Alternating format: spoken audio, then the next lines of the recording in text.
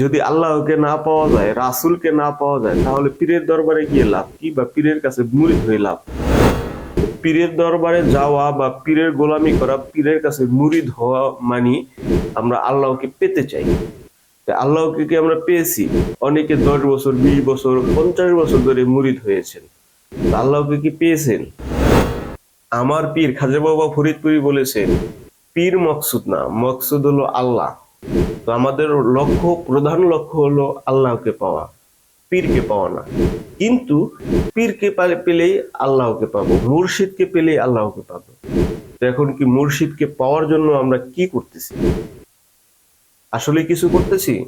বছরে 2-1 বার দরবারে যাচ্ছি, গরুর মাংস দিয়ে তোবারক খাচ্ছি, চলে আসছি। এইভাবে কি আল্লাহকে পাওয়া যায়? অবশ্যই না। পীরের দরবার একটি আধ্যাত্মিক স্কুল। সেই স্কুলে আপনি ভর্তি হয়েছেন মানে প্রথম স্টেপটা দিয়েছেন, কিন্তু তারপরে স্টেপ দেওয়ার কোনো খবর নাই। এই দুনিয়াবি স্কুলে ভর্তি হলে কিন্তু স্কুলে যেতে হয়, বাসায় প্রাইভেট পড়তে হয়, তারপর দিনে রাতে আরামের ঘুম হারাম করে ভালো পড়াশোনা করতে হয়, তখনই তার রেজাল্টটা ভালো হয় এবং সে কামিয়াবি বা সে একটা সাকসেস হতে পারে। তাহলে পীরের দরবার তো একটা আধ্যাত্মিক স্কুল। সেই আধ্যাত্মিক স্কুলে আমরা ভর্তি হয়েছি, কিন্তু রেজাল্ট ভালো করার জন্য আমরা কিছুই করছি না, বাড়িতেও পড়ছি না, দরবারেও যাচ্ছি না। আমাদের রেজাল্ট ভালো করার দরকার না? আমরা যেই উদ্দেশ্য, যেই লক্ষ্য নিয়ে পীরের দরবারে গিয়েছি, সেই লক্ষ্য অর্জন করার দরকার না? অবশ্যই দরকার। সেই জন্য আপনার আধ্যাত্মিক স্কুলে যেতে হবে, বাড়িতে পড়তে হবে, আর বাড়িতে ধর্মীয় বইগুলি পড়তে হবে। যখন আপনি ধর্মীয় সুফি বা তরিকতের বইগুলি পড়বেন, তখন দেখবেন যে আপনি আস্তে আস্তে আস্তে আল্লাহর দিকে অগ্রসর হচ্ছেন, আল্লাহর দিকে যাচ্ছেন। যত পড়বেন তত সেই দিকে অগ্রসর হবেন। তো সেই অগ্রসর যেন হতে পারেন, যারা কোনো না কোনো দরবারের মুরিদ, তাদের জন্য একটি বই নিয়ে আজকে হাজির হয়েছি। এই বইটি পড়লে সেই অগ্রসরের 2-1টা ধাপ আগাতে পারবেন, গ্যারান্টি দিচ্ছি, আগাতে পারবেন। তো সেই বইটা কি? এই দেখুন, বেহুশের চৈতন্য দান। এই বইটি এমন কোনো পীর ফকির নাই, বেশিরভাগ পীর ফকির বা বাউল শিল্পীদের বাড়িতেই আছে, বা তাদের লাইব্রেরিতে আছে, তাদের সংগ্রহশালায় আছে। কি জন্য? ইসলামের 5টি স্তম্ভ, সেই 5টি স্তম্ভের হাকিকত গুলি এটা বইটিতে আছে।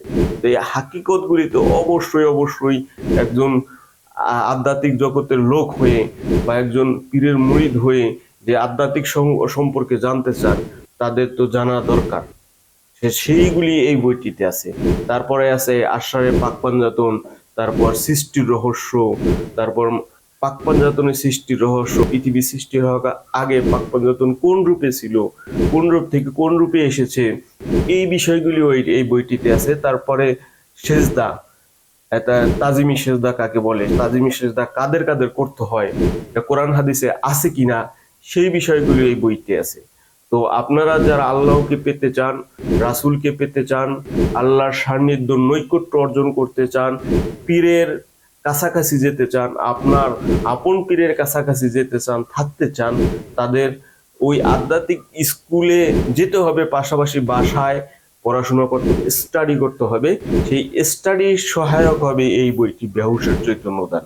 এই বইটিতে পড়লে আপনি যেই রহস্য জগতে ডুবে যাবেন, তখন বুঝতে পারবেন যে আসলে আমি আগে কোথায় ছিলাম, এখন কোথায় আছি। আর বই এমন একটা জিনিস, যখন আপনি ধর্মীয় একটা বই পড়বেন, দেখবেন যে আপনার পীরের ছবিটা অটোমেটিকলি আপনার হৃদয় কপটে ভেসে আসছে যতক্ষণ পড়বেন। অন্যদিকে আপনার কোনো মনোযোগ যাবে না।